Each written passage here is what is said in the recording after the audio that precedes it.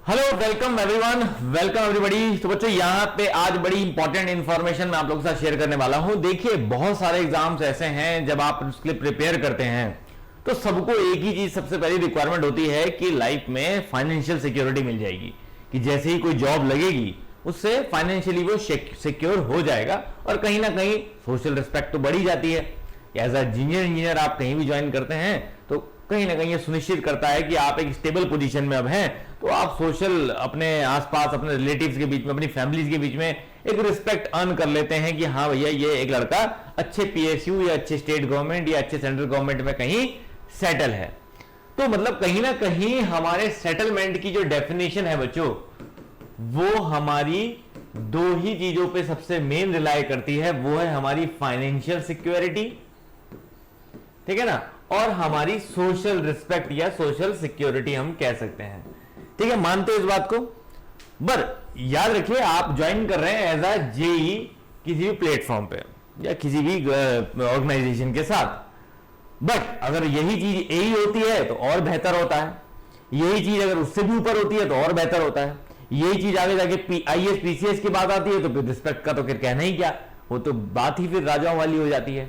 तो यहां पे हमेशा जो है ये सोशल रिस्पेक्ट वाले एस्पेक्ट को थोड़ा सा ऊपर रखा जाता है।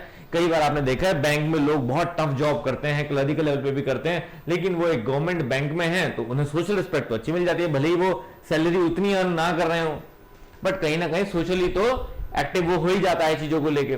तो ऐसे में यहां पे बहुत बढ़िया बच्चों डिप्लोमा लेवल पे पोस्ट निकल के आती है, जो मुझे लगता है कि इन सभी जो हमारे जेई लेवल पे सेंट्रल स्टेट और हमारे पीएसयूज की हम जो जॉब्स देखते हैं उनमें मैं कहूंगा कि सबसे बेहतर जॉब ये नजर आती है अगर इनमें हम आफ्टर इफेक्ट देखें। क्योंकि क्या होता है कि जब भी आप किसी जॉब को ज्वाइन करते हो तो शुरुआत में तो सब चीजें ही होती हैं कि बच्चों को भी लगता है किसी तरह से मैं ज्वाइन कर लूं, लेकिन जैसे जैसे समय बीतता है, जब उससे पूछा जाता है तो उसे पता चलता है कि जॉब ठीक है, ऐसी कोई बहुत भयंकर चीज भी नहीं है तो जूनियर इंजीनियर सुपरवाइजिंग वर्क ही करना है।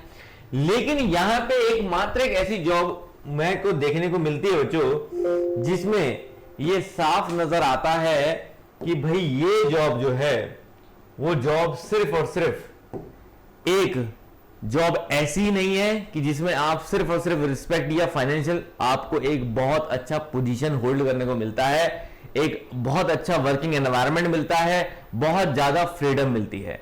और इस तरह की जॉब का नाम है बच्चों, that is called MVI, motor vehicle inspector.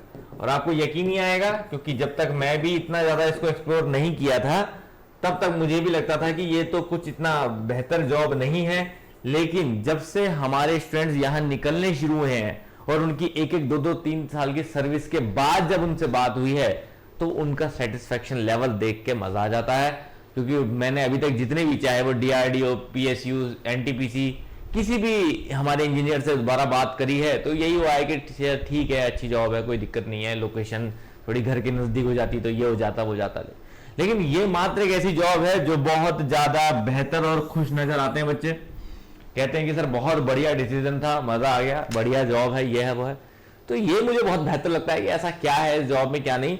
तो मोटर व्हीकल इंस्पेक्टर में ऐसा क्या है क्या नहीं है, इस पे तो हम एक डिटेल वीडियो अलग से डिस्कस करेंगे। फिलहाल हम बात करने जा रहे हैं बीपीएससी एमवीआई, जो अभी रिसेंट में वैकेंसी आई हुई है मोटर व्हीकल इंस्पेक्टर की, जिसपे बच्चों ने फॉर्म भर दिया है, जिसपे जल्द ही जो है वो पेपर भी होने वाला है। तो हम बात कर रहे हैं उसी के बारे में। तो थोड़ा सा अगर आपको मोटर व्हीकल इंस्पेक्टर के बारे में नहीं पता है तो मेरे आने वाले वीडियो को उस जॉब प्रोफाइल के बारे में जरूर पढ़िएगा।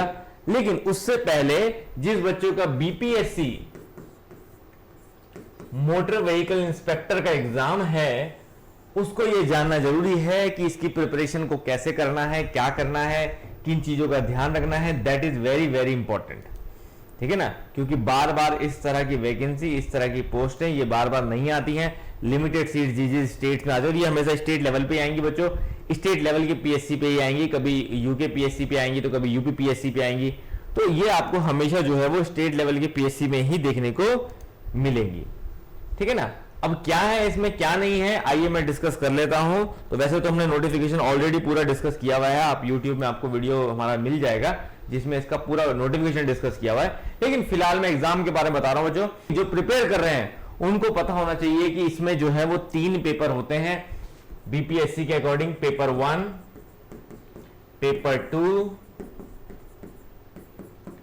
And paper 3। ठीक है, जिनका बीपीएससी नहीं है वो भी सुन लीजिए, पैटर्न बहुत ज्यादा सिमिलर रहता है आपस में, चाहे वो किसी भी स्टेट में आए। तो यहां पे याद रखिए बच्चों, आपका जो मार्क्स है वो कितने कितने मार्क्स का रहता है, 100 मार्क्स का, 100 एंड 100 मार्क्स के आपके 3 ये पेपर होते हैं। टाइम अगर हम बात करें तो तीनों पेपर जो है वो 2-2 घंटे के ही होते हैं, 2 आवर्स एंड 2 आवर्स, 2-2 घंटे के ही तीनों पेपर यहां पे होते हैं आपके, जो कि 100 मार्क्स के होते हैं।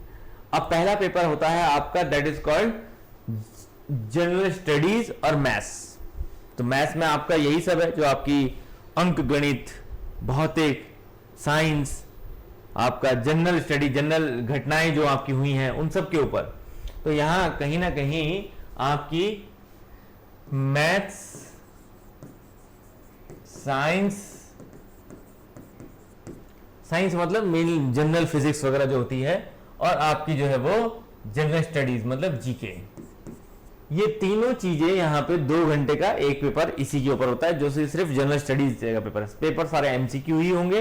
ठीक है ना, तो इसमें उन्होंने सिलेबस में बीपीएससी में तो पूरा दिया हुआ है कि अंक गणित, भौतिक, रसायन शास्त्र, वनस्पति, भूगोल, इतिहास, अर्थशास्त्र, राजनीति, तो सभी कुछ है, मतलब पूरा जीएस समझ लो आप इसे, पूरा पार्ट जनरल स्टडीज के अंदर जितना ही पार्ट था, इवन मैथ्स वगैरह भी इसमें जो है वो पूछी जाती है, स्पोर्ट्स वगैरह, मैथ्स, सब जो भी रिसेंट वो है।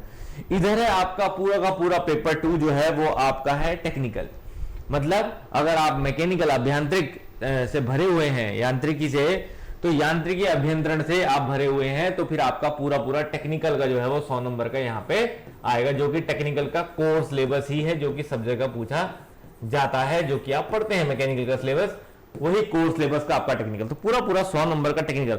तो ये 2 पोर्शन तो देखिए आपका ऐसा है जो कि आपको हर पेपर की तैयारी, मतलब और एग्जाम की जो आप तैयारी करते हैं उसी एग्जाम की, अगर आप एसएससी की तैयारी कर रहे हैं, आरआरबी की कर रहे हैं, तो इस तरह की तैयारी तो आप कर ही रहे होंगे ऑलरेडी, तो वही तैयारी आपको हेल्प करनी है। बस फर्क इतना आएगा, एसएससी कर रहे हैं तो 1-2 चीजें कम हो जाएंगी, आरआरबी कर रहे हैं 1-2 चीजें चेंज हो जाएगी, बाकी लगभग टेक्निकल और पेपर 1 पेपर 2 जो है वो लगभग यहाँ पे सेम तैयारी रहती है। अब तीसरा आता है आपका, that is called third paper. ये बिल्कुल अलग है, ये इसी पेपर के लिए ही तैयार करना है। ये तो मैंने कहा आपको, ये 2 चीजें तो आप हर पेपर के लिए तैयार करोगे, लेकिन एक तीसरा पेपर है जो आपको सिर्फ और सिर्फ तभी तैयार करना है जब आप इसका पेपर देने जा रहे हैं, एमवीआई का, मोटर व्हीकल इंस्पेक्टर का, which is called motor vehicle act. Motor vehicle act, motor vehicle act में एक्ट्स के बारे में पूछा जाता है बच्चों, जो कि बड़ा इंपॉर्टेंट होता है कि अलग अलग तरह के मोटर व्हीकल एक्ट्स होते हैं, जिसमें नियम कानून बताए जाते हैं मोटर व्हीकल को लेके। तो कोई बहुत डिफिकल्ट नहीं है, याद रखने वाली चीज है, तो ये भी अलग से पढ़ना बहुत जरूरी होता है। और ये जहां भी कोई भी स्टेट का अगर एमवीआई का पेपर है तो वहां मोटर व्हीकल एक्ट आएगा ही आएगा आपके पास पेपर में, क्वेश्चन पेपर में। मार्किंग अलग अलग स्टेट की अलग अलग हो भी सकती है और सेम भी हो सकती है।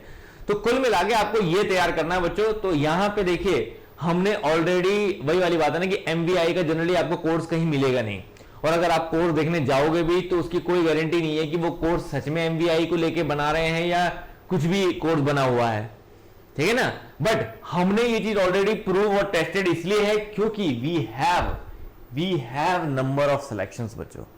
ऑलरेडी हमने यहां पे आसाम पब्लिक सर्विस कमीशन में मोटर व्हीकल इंस्पेक्टर हमारा बच्चा ऑलरेडी सिलेक्टेड है, that is name is Utpala. इधर बिटुपोन, ये भी आसाम पब्लिक सर्विस कमीशन में motor vehicle as a inspector selected है।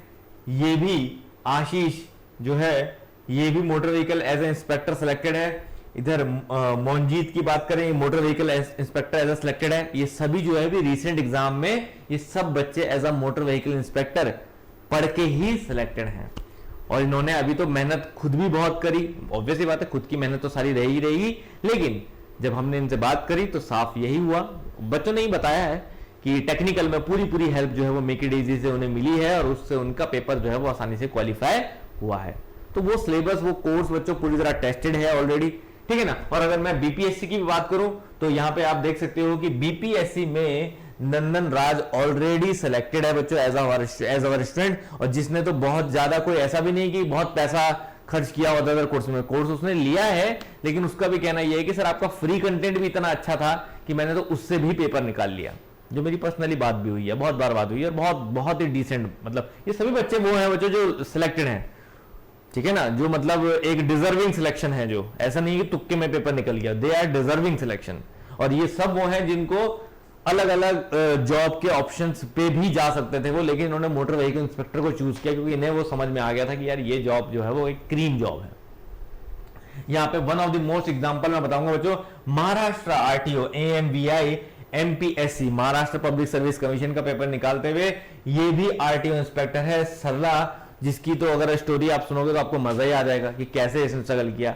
आफ्टर वन बेबी उसने प्रिपरेशन अपनी कंटिन्यू रखी है और उस छोटे बच्चे के साथ साथ पेपर को निकाला है। मतलब मैंने जो फर्स्ट टाइम जब इससे बात की थी और जब इसकी स्टोरी सुनी थी तो मैं खुद इमोशनल में आ गया था कि कैसे पूरी प्रिपरेशन करी और पेपर निकाला। तो बच्चों ये सब स्टोरी मेक इट इजी के साथ जुड़ी हुई है, इन लोगों ने मेहनत करी है साथ में हमारे और उस कंटेंट से पढ़ा है और पेपर निकाला है। तो यही बेहतर चीज है जो आपको हमें मैसेज के तौर पर बतानी थी कि जो भी बच्चे एमबीआई जैसे पोस्ट को टारगेट कर रहे हैं तो बिल्कुल बेझिझक होकर इस पे तैयारी कीजिए। ये भी एक ऐसी पोस्ट है जिसके लिए आप डेडिकेटेड अगर तैयारी करेंगे और पेपर क्वालिफाई हो गया तो it makes your life more more more better, ठीक है ना। तो यहां पे ये सभी एग्जांपल हैं और बीपीएससी का एग्जाम आ रखा है, तो बीपीएससी को गाइड करने के लिए हमारे साथ BPSC MVI selected students already Nandan Raj हैं, जिनसे हमारी बात रेगुलर टच में है। हमें जो भी डिस्कशन करना होता है हम उससे कर सकते हैं और बहुत अच्छी सर्विस में है, बहुत मजेदार सर्विस में अपना एंजॉय कर रहे हैं अपनी जॉब को। क्लियर है। तो इसलिए बच्चों यहाँ पे हम लोगों ने पहली बार सेपरेटली, अभी तक तो हम नॉर्मल टेक्निकल जो पढ़ा रहे थे उन्हीं टेक्निकल और उन्हीं चीजों के साथ ही हम लोगों ने इन लोगों ने क्वालिफाई किया। इन्होंने कोई अलग से एमबीआई का कोर्स नहीं लिया है, इन्होंने हमारे मेन कोर्सेज के साथ ही क्वालिफाई किया है। लेकिन अब इन सबकी गाइडेंस के साथ साथ हम लोगों ने एक मोटर व्हीकल इंस्पेक्टर का अलग से कोर्स निकाल दिया है, जिससे अगर किसी भी बच्चे को मोटर व्हीकल इंस्पेक्टर का तैयार होना है या फिर स्पेशली बीपीएससी के तैयार होना है तो मेक इट इजी मैकेनिकल की ऐप को डाउनलोड करके या रजिस्टर्ड आप उसमें है अगर ऑलरेडी, तो देखिए दो फोल्डर आपको दिखाई देते हैं, न्यू कोर्स करके दिखाई देता है, गवर्नमेंट जॉब कोर्स। तो बाकी सारे कोर्सेज आपको हमारे न्यू कोर्स 2025 में ही दिखाई देंगे। लेकिन ये मोटर व्हीकल एक्ट अगर वाले आपको इंस्पेक्टर वाले पोस्ट के लिए अगर कोर्स लेना है तो आपको गवर्नमेंट जॉब कोर्सेज पे क्लिक करिएगा, उसमें सबसे पहला ही कोर्स आपको दिखाई देगा BPSC 2025 motor vehicle inspector complete course tag plus non tag, जिसमें आप बीपीएससी 50 कूपन कोड जरूर लगाइएगा, जिससे कि आपको मैक्सिमम डिस्काउंट मिल पाए। जो डिस्काउंट है उससे भी ज्यादा डिस्काउंट इसमें मिल पाएगा। और इस कोर्स को अगर आप देखोगे तो इसमें कंप्लीट मैथ्स है, कंप्लीट टेक्निकल क्लासेस है, मोटर व्हीकल एक्ट भी इसमें पढ़ाया जाएगा, ठीक है ना। वो भी सेशन शुरू होंगे तो मोटर व्हीकल एक्ट का सेशन भी पढ़ाया जाएगा और एमवीआई जनरल स्टडीज भी इसके अंदर होगा। तो ये कंप्लीट पूरा कोर्स मिल जाता है जो कि एमवीआई के हिसाब से ही डिजाइन किया जा रहा है। तो बहुत अच्छा अपॉर्चुनिटी है बच्चों। अगर आप बीपीएससी का फॉर्म भरे हैं तो इसको तैयार करें ही, लेकिन मैं कहूंगा कि अगर आप एमवीआई की ही तैयारी कर रहे हैं आगे जाके तो भी आप इसको जो है वो अच्छे से पढ़ सकते हैं। तो देरी मत कीजिएगा बच्चों, मैंने यकीन मानिए आप भी अगर किसी एमवीआई को जानते हैं तो उससे बात करिए, पूछिए, मोटिवेट होइए कि किस तरह का जॉब है। तो मैं कहूंगा डिप्लोमा के लिए बहुत बहुत अच्छी अपॉर्चुनिटी वाली जॉब है, आने वाले टाइम में बहुत ज्यादा बेनिफिट ये सबको देगी। तो जो भी इसको पेपर को क्वालिफाई करता है वो एक वेल डिजर्विंग जॉब की तरफ जाएगा, जो कि आप उम्मीद भी करते हैं कि किस तरह की जॉब मेरी होनी चाहिए। तो congratulation, thank you very much.